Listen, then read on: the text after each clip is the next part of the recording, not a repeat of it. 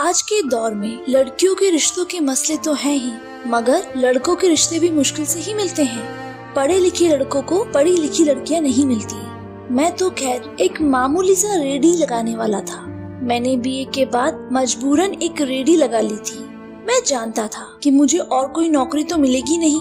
अलबत्ता बड़े कारोबार के लिए हाथ पाँव मारने से बेहतर है कि अपनी औकात में रहकर कुछ ऐसा करूं जिससे कम से कम मेरा जेब खर्च निकल जाए और मैं माँ बाप पर बोझ न बनूं। यूँ मैंने एक रेडी लगाई। रेडी लगाकर मुझे अंदाजा हुआ कि यहाँ पर तो हर रोज कई लोगों से पाला पड़ता है। हर एक का व्यवहार करने का तरीका अलग अलग है और बात करने का अंदाज भी। एक दिन मैं अपना काम करके घर जा रहा था कि मुझे एक बेइंतहा खूबसूरत लड़की अपनी तरफ आती हुई दिखाई दी। लड़की ऐसी थी कि कोई भी शख्स एक झलक देखे तो उसका दिल धड़कना भूल जाए।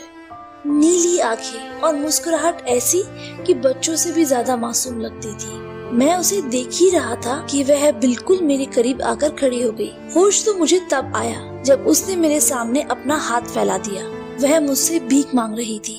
तब मुझे पता चला कि वह तो एक भिखारन है। मैंने उसे भीख तो दे दी, मगर जैसे वह मेरा दिल ही ले गई। भीख मांगने के बाद वह दूसरी तरफ चली गई, मगर मेरी नजरें लगातार उसका पीछा कर रही थी।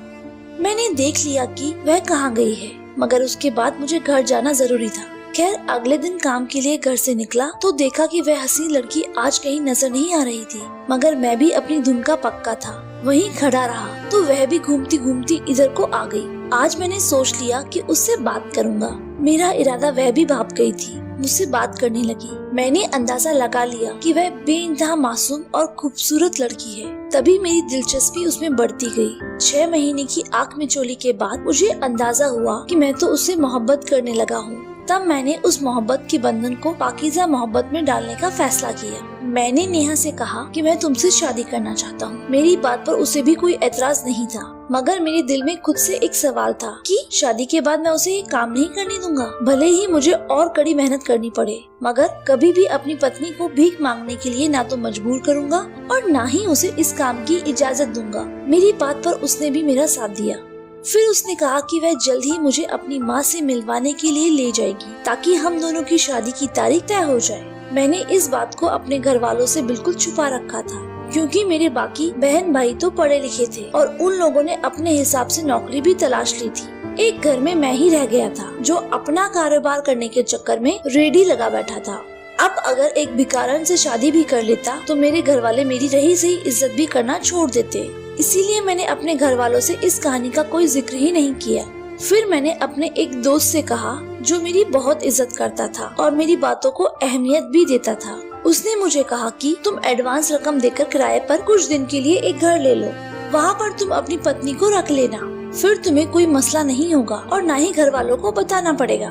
घर वालों से कह देना कि तुम्हें नई नौकरी मिल गई है। दोस्त की बात सही थी। मैंने अपनी तरफ से सभी तैयारियां पूरी की और नेहा से कह दिया कि मैं उसके घर आ रहा हूँ उसकी माँ से मिलने के लिए। यह सुनकर नेहा खुश हो गई। मैं जानता था कि जैसे बेरोजगारी ने मुझे तंग किया है, वैसे ही नेहा को भी मजबूरियों ने भिखारी बना दिया है। अलबत्ता मुझे उससे नफरत नहीं बल्कि एक अजीब सी अपनाईता हो गई थी।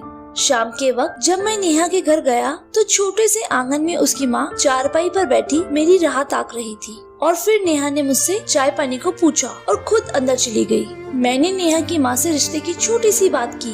वह बोली, मुझे तो कोई एतराज नहीं, यह मेरी इकलौती बेटी है, मगर बेटा मैं अकेले घर में कैसे रहूंगी। तुम तो जानते हो कि मेरी इकलौती बेटी ही मेरा उम्र भर का सहारा है। मैं उसे किसी ऐसे के साथ ही ब्याहना चाहूंगी जो मुझे भी सहारा दे या मेरे घर में घर दामाद बनकर रहे। मैंने बूढ़ी औरत को तसल्ली दी कि मैं बिल्कुल भी गैर जिम्मेदार शख्स नहीं हूँ। आपकी बेटी को और आपको पूरी तरह से सहारा दूंगा। मेरी इतनी कमाई तो है कि मैं 2 वक्त का खाना अपने घर वालों को इज्जत से खिला सकूं। यूँ मेरा रिश्ता नेहा से तय हो गया। अब हमारी शादी सादगी से होनी बाकी थी। आखिरकार नेहा ब्याह कर मेरे 2 कमरों के छोटे से घर में आ गई। उसके यहाँ आने से जैसे मेरे घर की रौनक में 4 चांद लग गए थे। शादी की रात ही मैंने नेहा को बता दिया कि अब मैं तुम्हें भीख मांगकर पैसे नहीं कमाने दूंगा। बेहतर होगा कि तुम यह ख्याल दिल से निकाल दो, क्योंकि मुझे कोई मजबूरी नहीं। मैं चाहता हूँ कि तुम मेरे लिए घर में रहो। हम 2 वक्त की रोटी रूखी सूखी खा लेंगे, मगर किसी के आगे हाथ नहीं फैलाएंगे। नेहा ने मेरी बात से सहमति जताई। बोली कि मैं अपनी खुशी से यह काम नहीं करती थी, बल्कि बचपन में बाबा ने इस काम पर लगा दिया वह मुझे लोगों के पास जबरदस्ती भीख मांगने के लिए भेजते थे। उसके बाद से यह मेरी मजबूरी बन गई और फिर यह दिन आ गया कि अब भीख मांगे बिना हमारा गुजारा नहीं होता। बहुत सारी बातों के बाद मैंने नेहा को मुंह दिखाई में एक अंगूठी दी। तब नेहा ने मुझसे एक अजीब सी बात कही। बोली, क्या यह अच्छा नहीं रहेगा कि हम अपनी सुहागरात अपनी माँ के घर मनाएं? मैं अपनी माँ के आशीर्वाद से विदा हुई हूँ, मगर मैं चाहती हूँ कि नई जिंदगी की शुरुआत भी उनके घर से ही करूँ। मैंने कहा कि नेहा, हम सुबह तुम्हारी माँ के घर चले जाएंगे। वैसे भी यह हमारा खास दिन है, तुम्हारी माँ को कोई एतराज नहीं है। मैं उनसे बात कर चुका हूँ, जल्द ही हम उनको भी यहाँ ले आएंगे। मेरी बात पर नेहा परेशान हो गई और हाथों से बिस्तर टटोलने लगी जैसे कोई चीज ढूंढ रही हो। मैंने उसको मुंह दिखाई में अंगूठी दे दी थी। मैं चाहता था कि वह मुझसे खुलकर बातें करे, मगर उसका ये लिया दिया अंदाज मुझे परेशान कर रहा था। नेहा अपने दोनों हाथों को मुट्ठी में दबाए बैठी थी, जैसे मुझसे कुछ छिपाना चाह रही हो। मैंने सोचा कि अगर कुछ कहूँगा तो नेहा को यह जबरदस्ती ना लगे। मैं खामोश हो गया। वैसे भी रात काफी हो गई थी। फिर सोचा कि अब सो जाना ही अच्छा है। नेहा को गुड नाइट कहा और करवट बदलकर सो गया, मगर मेरी आंखों में नींद नहीं थी। मैं नेहा से जानना चाहता था कि वह इस शादी पर खुश भी है या नहीं। कहीं मैंने उसे जबरदस्ती अपनी दुल्हन तो नहीं बना लिया। जल्द ही मुझे नींद आ गई। ना जाने उसके बाद क्या हुआ, मैं नहीं जानता। सुबह मेरी आँख खुली तो नेहा मेरे सामने बैठी थी, मगर मुझे यह देखकर हैरत हुई कि नेहा ने रात वाले कपड़े ही पहन रखे थे। वह अभी भी दुल्हन के लिबास में थी। मैं हैरत से आंखें मलता उठा। उठते उठते मेरी कमर में बहुत दर्द हुआ। मुझे ऐसा लगा कि जैसे मुझे किसी ने तोड़कर रख दिया हो। और अगले लम्हे जब मैं बेड से उठने लगा तो मेरी टांगों में दर्द उठा। पहले तो मैंने उस दर्द को मामूली समझा, मगर फिर मुझे यूँ लगा जैसे किसी ने मशीन में डालकर पीस दिया हो। मेरे बदन का अंग अंग दर्द कर रहा था। लगता था कि अभी अगर उठकर चलने लगा तो मेरी टांगे टूट जाएंगी। तभी मेरी नजर नेहा पर पड़ी, जो बड़ी तसल्ली से मेरे सामने बैठे खा पी रही थी। मैंने देखा कि उसकी आंखों में एक अजीब सी चमक थी। मैंने नेहा से कोई बात नहीं की और मैं फ्रेश होने चला गया, मगर मेरी टांगों में दर्द बहुत बढ़ चुका था। बेबस होकर मैं बेड पर आ गिरा। मुझे किसी भी तरह चैन नहीं आ रहा था। तब नेहा हमदर्दी दिखाते हुए मेरे पास आई। आपकी तबीयत खराब है, मैं आपके लिए दूध गर्म करके लाती हूँ, नेहा ने कहा। मुझे उसका यह रवैया अजीब सा लगा। थोड़ी देर में वह दूध गर्म करके ले आई। यह ले, मैंने इसमें जड़ी बूटी भी डाल दी है, आप पीकर एकदम ठीक हो जाएंगे, नेहा ने कहा। मेरी नजर उसके हाथों पर गई जो सफेद रंग के हो चुके थे। लगता था उसने वाकई कोई जड़ी बूटी मेरे लिए अपने हाथों से पीसी है, मगर मेरी हालत ऐसी नहीं थी। मैं अपना इलाज खुद कर सकता था। मैंने सोचा कि मुझे हकीम या डॉक्टर के पास जाना होगा। हकीम लाल सिंह को मैं काफी सालों से जानता था। मैं अक्सर उसी से दवाई लेता रहता था। मैंने नेहा से कहा, तुम रुको, मैं हकीम लाल सिंह के पास जाता हूँ। हो सकता है कि उसके पास मेरे लिए कोई दवा पड़ी हो। मुझे लगता है कि मेरी कोई पुरानी बीमारी दोबारा जाग गई है। मुझे याद है मैं बचपन में टीबी का शिकार भी हुआ था। यूँ टीबी का अचानक मुझ पर हमला करना मेरी समझ से बाहर था। मैं हकीम लाल सिंह के पास पहुंचा तो वो मेरी शक्ल देखते ही हैरान रह गया। अरे तुझे क्या हुआ है बावले, तेरे चेहरे के रंग को क्या हुआ? हकीम लाल सिंह की बातें सुनकर मैंने सामने काउंटर में लगे शीशे में झुककर देखा तो वाकई मेरा चेहरा भी अजीब सा लग रहा था। मेरी हालत समझ से बाहर थी। मैंने सामने कुर्सी पर बैठकर हकीम लाल सिंह को अपनी सारी सूरतें हालात बताई।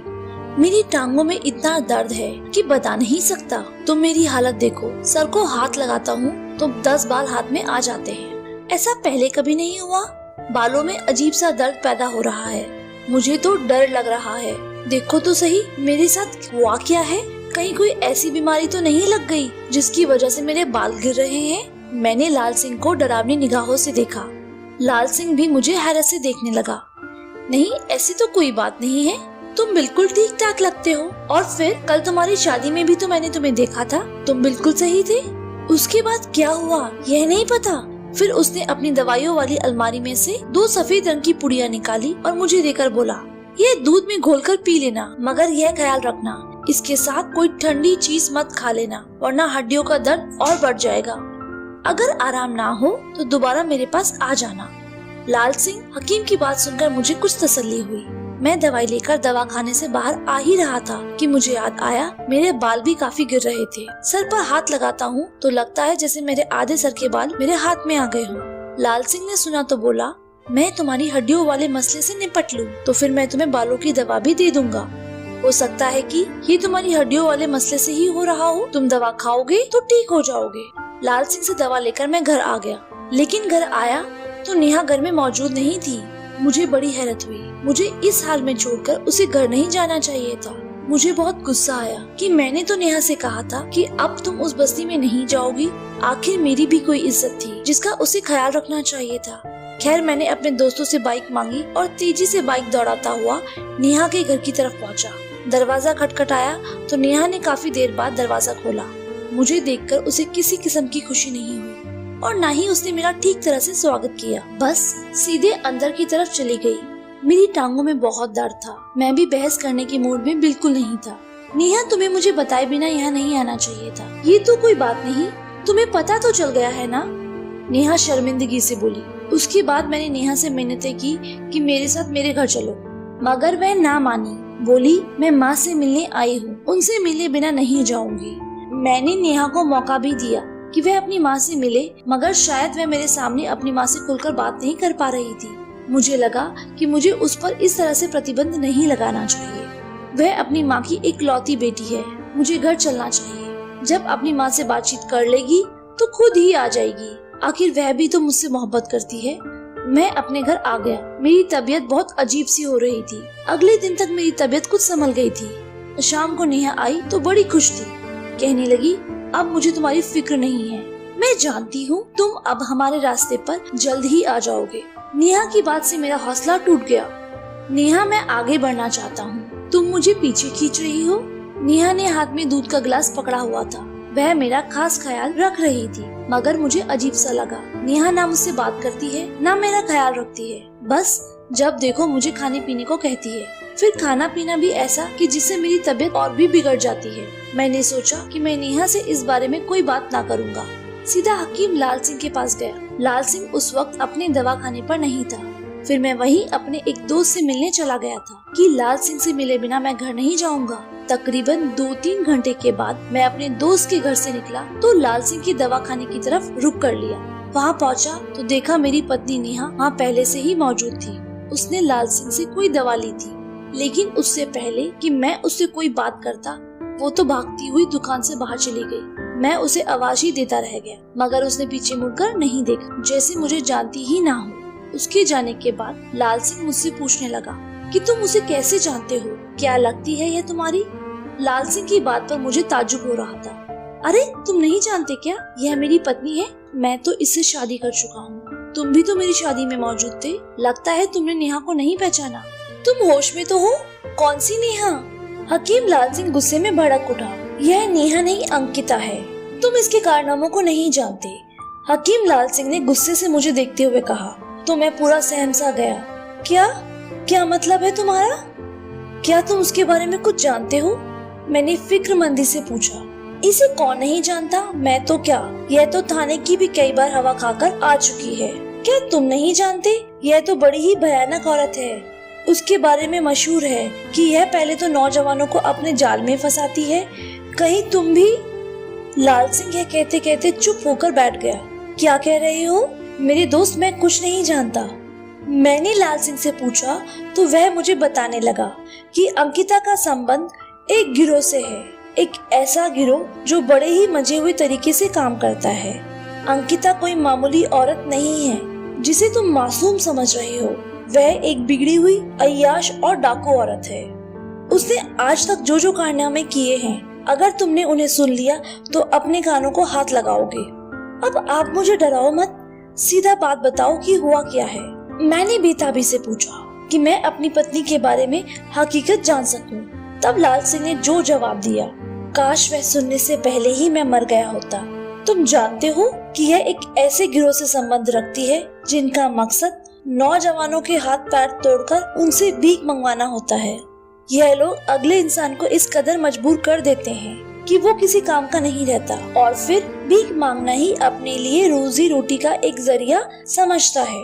तुम्हारी टांगों में दर्द हो रहा है। मैं अब समझा, यह सब इस डायन ने किया है। उसने जरूर किसी ऐसे पाउडर या पानी का इस्तेमाल किया होगा जिसका असर तुम्हारी टांगों पर हुआ। देखो, जिस कदर जल्दी हो सके इस औरत को छोड़ दो। लाल सिंह की सारी बातें सुनकर मेरी तो जैसे आंखें खुल गई हूँ। वाकई मेरे बालों में कालिक और मेरी टांगों में दर्द इस बात की निशानदेही कर रहा था कि मुझे जरूर अंकिता ने ही कुछ खिलाया था।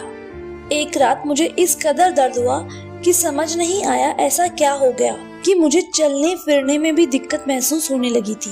खैर गिरता पड़ता घर पहुंचा तो देखता हूँ कि अंकिता बड़ी संतुष्टि के साथ बैठी थी, जैसे वे दवाखाने पर थी ही नहीं। आते ही उसने मुझसे कहा, तुम बैठो, मैं तुम्हारे लिए चाय बनाकर लाती हूँ। तुम्हारी चाल मैं समझ गया हूँ, चालाक लड़की। मैं अंकिता पर दहाड़ा, अभी और इसी वक्त यहाँ से दफा हो जाओ। मैं जानता हूँ जो तुमने मेरे साथ किया है वह एक भयानक खेल का हिस्सा है, मैंने नेहा से कहा और फिर उसे घसीटता हुआ घर के एक कमरे में बंद कर दिया। तब वह भी अपनी असलियत पर उतर आई। वो मुझे गालियाँ देने लगी और धमकाने लगी कि अगर मैंने उसका साथ छोड़ा या उसके साथ कुछ गलत किया तो अपने गैंग के जरिए वह मुझे बहुत बड़ा नुकसान पहुंचाएगी। अब अंकिता के खिलाफ मैं कुछ कर तो नहीं सकता था। पुलिस बुलाकर उसे पुलिस के हवाले किया और बस खामोशी से वह इलाका और घर छोड़कर वापस अपने माँ बाप के पास आ गया। सच है कि माँ बाप के फैसले हमेशा औलाद के हक में अच्छे होते हैं, मगर हम लोग ना जाने क्यों इस हकीकत को नहीं समझते। काश मैं शादी करने से पहले माँ बाप से पूछ लेता तो आज मेरा यह हाल ना होता। मेरी टांगों का दर्द और बालों का मसला अभी तक भी हल नहीं हुआ, मगर मैं इसी में ऊपर वाले का धन्यवाद करता हूँ कि ज्यादा हालात बिगड़ने से बच गए। धन्यवाद दोस्तों।